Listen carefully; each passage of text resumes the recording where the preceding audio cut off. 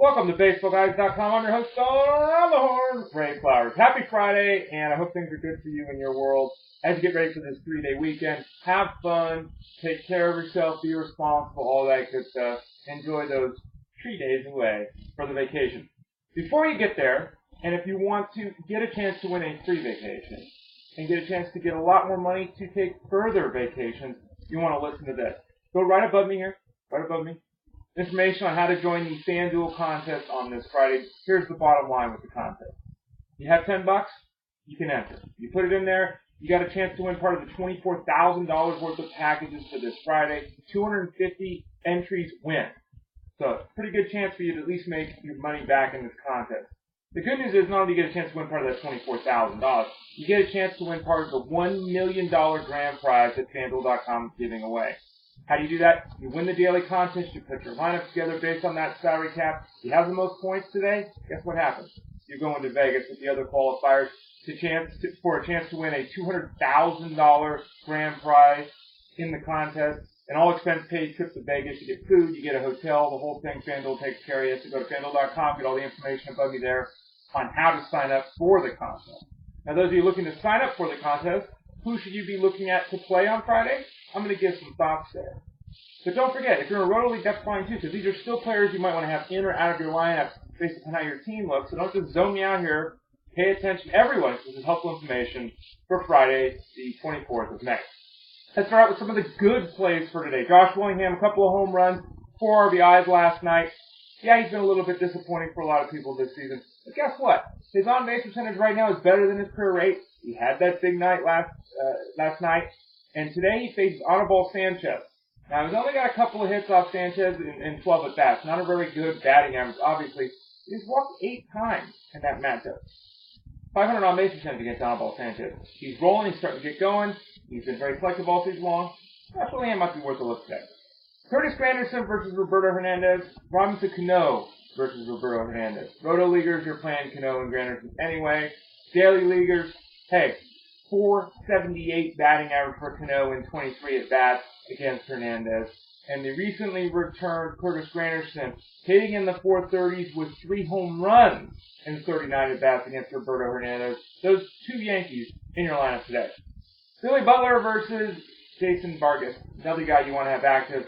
500 batting average, 3 home runs, 7 RBIs, 16 at-bats. So he's gone 8 for 16 with 3 home runs and 7 RBIs. Not going to find a guy doing much better against the hurler than Billy Butler against Jason Vargas. Bryce Harper, Ian Desmond, 2 guys you're going to want to have active against Kyle Kendrick, who's pitched very well this season, no doubt about that.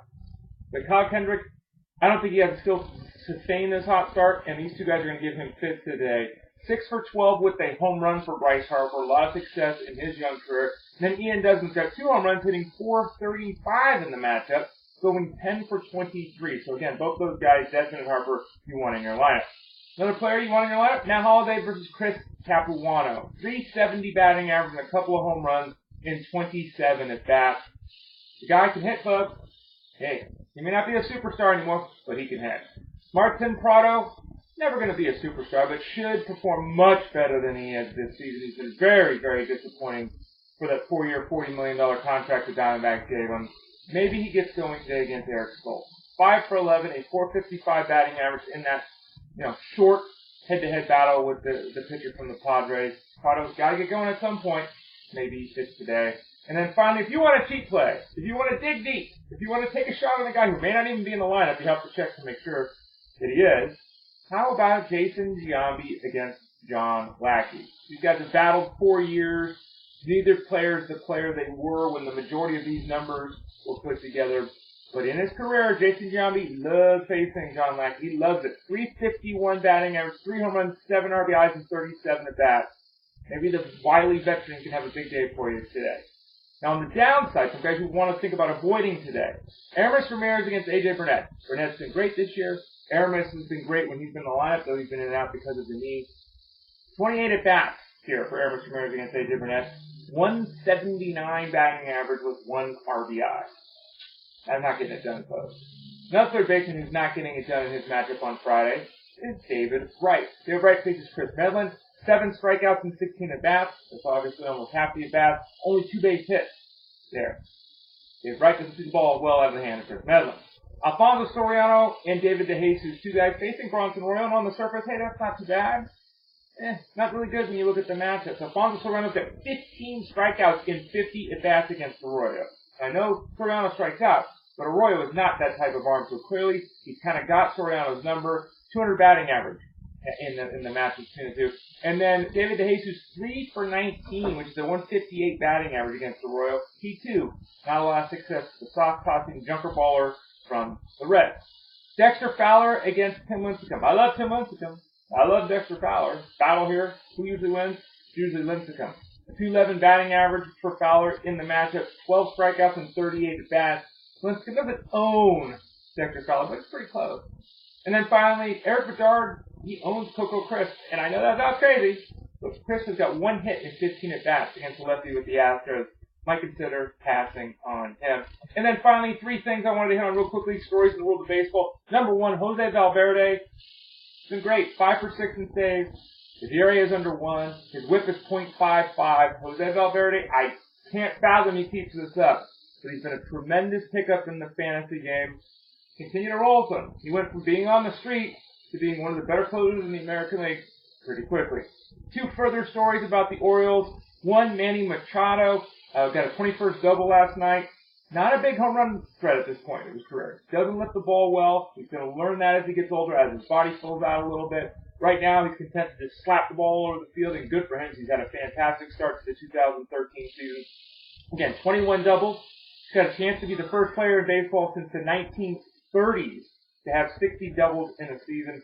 Earl Webb, set the record in 1931 with 67 doubles. That's a pace that Machado's close to right now.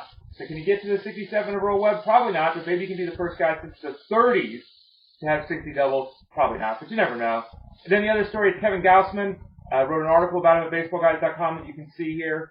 Type his name into the search bar, which is up on the right-hand side.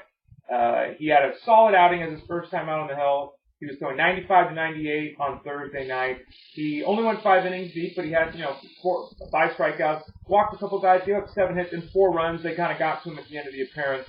But everyone was greatly impressed by the fastball. The movement on his changeup was excellent.